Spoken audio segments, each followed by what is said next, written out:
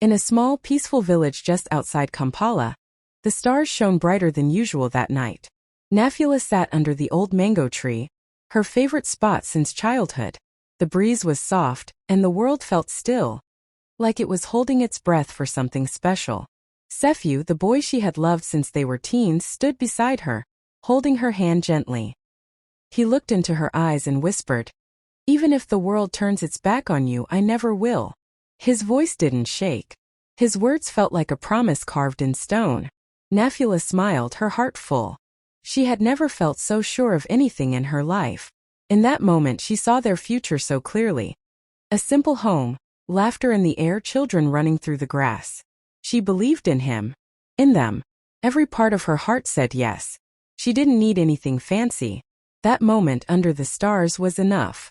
She leaned her head on his shoulder, feeling safe, feeling chosen. They sat there for hours talking about dreams and naming the stars. Sefu told her, "We're going to have a beautiful life, you'll see." And she believed every word. Because love, when it's that pure, feels like magic. She didn't know then how life would twist and turn. But that night, under the soft moonlight and the smell of ripe mangoes, Nafula felt like the luckiest woman alive. Love had found her, and she thought it would never let go. Nafula had always dreamed of becoming a mother. Ever since she was a little girl, she imagined holding a baby in her arms, singing lullabies, and laughing at silly little things. When she married Sefu, those dreams felt even closer. They would stay up late talking about baby names, what their child would look like, and who they'd take after. One afternoon, full of excitement, they painted the nursery a soft yellow, warm and hopeful. Even before taking the first pregnancy test, they bought tiny socks, soft blankets, and a teddy bear with "I love you" stitched on its belly. Every time Nafula missed a period, her heart would race with hope. She'd smile to herself, imagining a little heartbeat growing inside her. She took each pregnancy test with shaky hands and whispered prayers. But time after time the result was the same, negative. At first, Sefu held her close and told her it was okay, that they just needed to be patient. They would try again. And they did. Month after month. Year after year. Nafula kept the hope alive. Lighting candles, visiting doctors, drinking herbal teas her aunt swore by. She watched her friends become mothers one by one, throwing baby showers and sharing photos of newborns. She smiled for them but cried in the bathroom when no one was looking. The nursery door stayed closed, gathering dust. The tiny clothes they once laughed over sat untouched in a drawer. Still she held on. She believed love and faith would be enough. That one day laughter would fill that quiet house. But the silence just kept growing louder. And with every negative test, a little piece of her dream slipped away. Yet somehow she never stopped hoping. Because sometimes, even when the world turns gray, the heart refuses to stop dreaming of color. First, Sefu was kind. He told Nafula not to worry, that their time would come. But as the months turned into years, something inside him started to change. He no longer smiled when she talked about baby names. He stopped placing his hand on her belly and saying, "Maybe this time."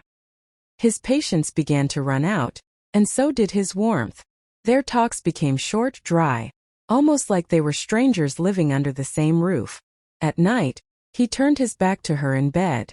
The arms that once held her close now felt so far away. Nafula tried to fix things. She cooked his favorite meals, wrote him little notes like she used to. She even bought a new dress, hoping he'd notice. But he didn't. Or maybe he just didn't want to. Every time she mentioned seeing another doctor, he would sigh and say, "What's the point?" The silence between them was heavy, filled with all the things they didn't say anymore. And then there was Mama Atino, his mother. She started visiting more often, always with that same tight smile. When Nafula wasn't around, she whispered things to Sefu. Words like, "A barren woman brings no blessings. You're wasting your name. Find someone who can give you children." Nafula could feel it. The way Sefu looked at her after those talks. The way his eyes carried doubt instead of love. Slowly he started to pull away. Not just from her arms but from their dreams. The promises they made under the stars started to fade like smoke. Nafula would lie awake at night, staring at the ceiling, wondering where their love went. Wondering how whispers, small poisonous ones, could build such big cold walls between two people who once believed in forever. And worst of all, she was still holding on, trying to fix something that was already slipping through her fingers. That evening, Nafula made his favorite meal, beef stew with matoke, just the way he liked it. She added extra garlic, knowing he loved the smell. She set the table, lit a candle like old times, and even wore the dress he once said made her look beautiful. She wanted to remind him of the love they shared, of the home they built together. Maybe she thought tonight could be a fresh start. But the clock kept ticking. By 9 p.m. she told herself he was just stuck in traffic. By 10 she reheated the food. By midnight, her hands were cold, and her eyes were fixed on the door. At 2 a.m. she finally called once, twice, 3 times. No answer. Her heart pounded louder with every ring that went to voicemail. She sat in silence, the stew now cold, the candle burned out. She didn't sleep. She just waited, staring at the door, praying it would open and everything would be okay.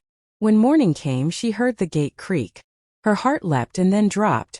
Sefu walked in, not with guilt or apology, but with the smell of someone else's perfume clinging to his shirt. It wasn't hers. It was sweet and strong, the kind of scent that didn't come from a quick accident. He didn't speak, didn't explain, just walked past her like she was a shadow in her own home. Nafula stood frozen, tears welling up but refusing to fall. She looked at him, searching for something in his eyes, regret, shame, anything. But there was nothing.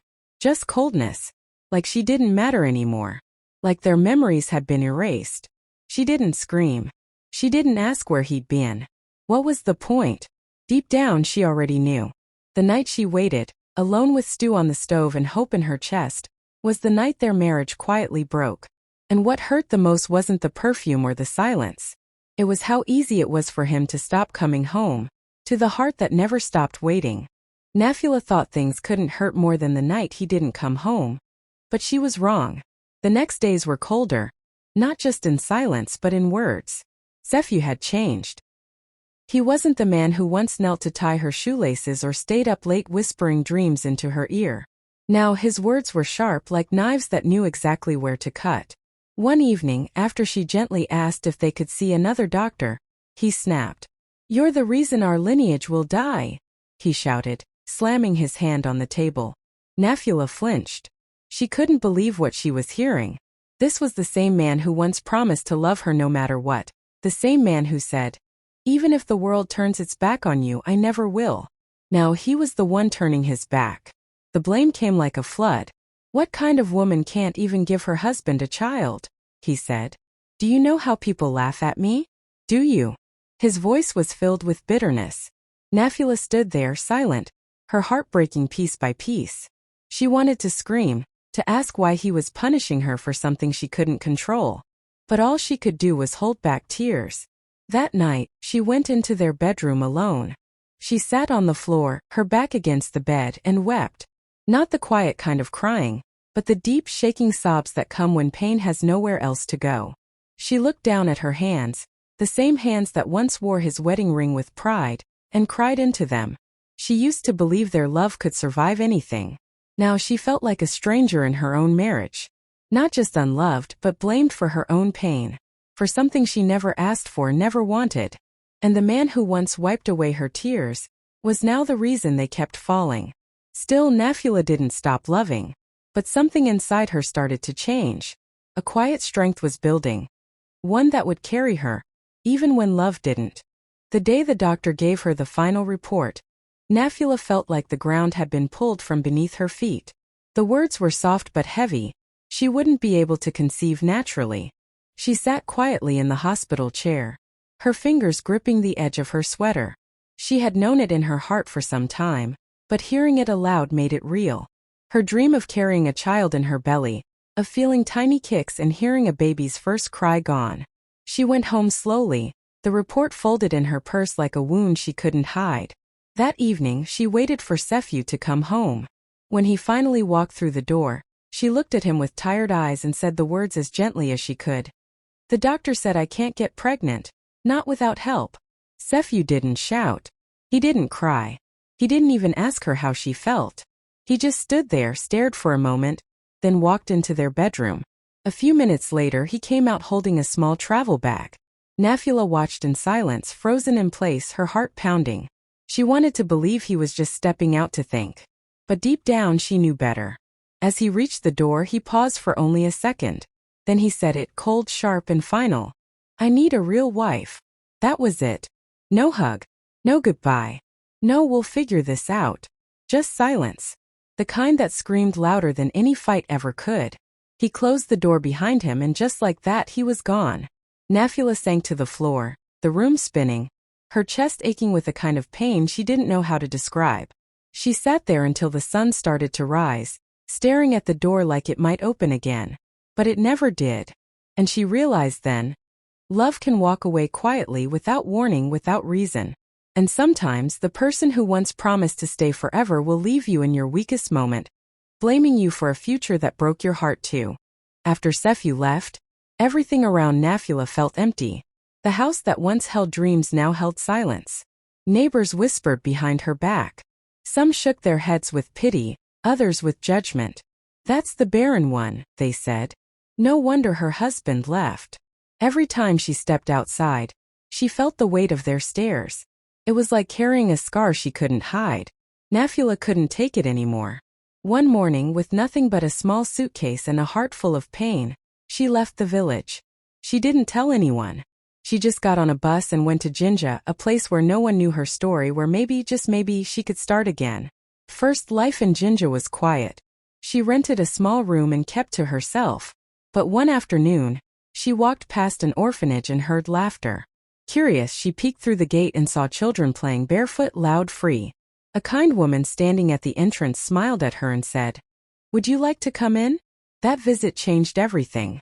Nafula began volunteering every day, helping feed the children, reading them stories, holding them when they cried. These were children no one wanted, left behind like broken things. But in their messy drawings, tight hugs, and tiny hands reaching for hers, Nafula started to feel something again. She smiled without forcing it. She laughed without guilt. One little girl named Wema clung to her constantly. "Mama Nafula," she called her, even though no one told her to. That simple name made Nafula's heart swell and ache at the same time. She realized something powerful in those moments.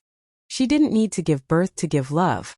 She didn't need to carry a child in her belly to carry them in her heart. In the ashes of her lost hopes, something new was beginning to grow, quietly, gently. And for the first time in a long while, Nafula didn't feel broken. She felt found. Not by a man, not by a dream, but by love in its purest, most unexpected form. Nafula never planned to adopt children. She had gone to the orphanage just to help, to stay busy, to keep her heart from falling apart. But the day she met Ayo and Wema, everything changed. They were siblings, left at the gate in the middle of the night, wrapped in thin blankets, with no names, no family, and no reason to be alone in the world. Wema was just a baby, and Ayo, barely 2 years old, held her tightly like he was her little protector. Nafula couldn't look away. Something deep inside her stirred. A kind of love that was quiet but strong. She began spending more time with them, feeding them, rocking them to sleep, singing them soft lullabies. The bond grew fast, like roots in rich soil. It didn't take long before people at the orphanage started saying, "They belong to you." And in her heart, Nafula already knew it was true. The adoption process wasn't easy. Some people questioned her. Why would a barren woman take on 2 children? They said. Others pitied her, as if she was just trying to fill a gap. But Nafula didn't care. She wasn't doing this out of sadness. She was doing it out of love. Fierce, real love. The kind that doesn't need blood to grow. She brought them home to her small apartment in Jinja, painted the walls with bright colors, and filled the shelves with storybooks and toys. Every night, she kissed their foreheads and thanked the stars for bringing them into her life. Before their first birthdays with her, they were already calling her Mama. The first time Wema said it, Nafula broke down in tears, not from pain but from joy so deep it healed old wounds. Her home, once so quiet and lonely, now echoed with giggles, little footsteps, and the sweet chaos of love. She didn't give birth to Ayo and Wema, but they were hers in every way that mattered. And as they grew, so did she. Nafula had once begged for a love that stayed. Now she was living in it every single day. Years passed, and the little apartment in Jinja turned into a warm, loving home. Nafula poured her heart into raising Ayo and Wema. She was there for every scraped knee, Every school play, every late-night tear. She wasn't just their mother, she was their anchor, their cheerleader, their safe place. She taught them to dream big, to work hard, and most importantly, to never let anyone make them feel small. And they listened. Ayo grew into a calm, brilliant young man who loved science and helping others. Wema became fierce and fearless, always top of her class, always asking questions. They both earned scholarships, went to university, and eventually both became doctors. Not just because they were smart, but because they were loved like their lives depended on it. Because someone had believed in them from the very start. One day, Nafula was invited to a National Education Award ceremony. She had been nominated for her work mentoring young girls, and for raising two successful children who weren't born from her body, but from her heart.